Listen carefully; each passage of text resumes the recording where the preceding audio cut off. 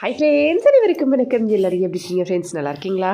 இந்த சாட் செய்கிறதுக்கு ஃபஸ்ட்டு உருளைக்கிழங்கு நல்லா தோல் உரித்து வேக வச்சுட்டு தோல் உரித்து சின்ன சின்னதாக இந்த மாதிரி சைஸில் கட் பண்ணி எடுத்து வச்சுக்கலாம்.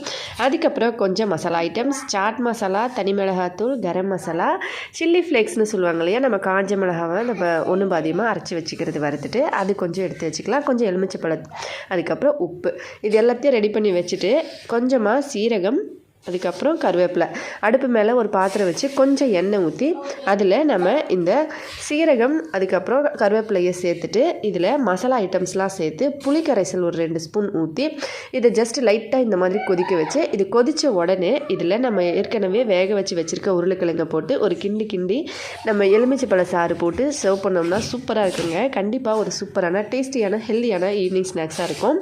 ட்ரை பண்ணி பார்த்துட்டு எப்படி இருந்துன்னு மறக்காமல் கமெண்ட்ஸில் சொல்லுங்கள். வீடியோ பிடிச்சிருந்தா லைக் பண்ணி ஷேர் பண்ணி சப்ஸ்கிரைப் பண்ணுங்கள். நன்றி, வணக்கம்.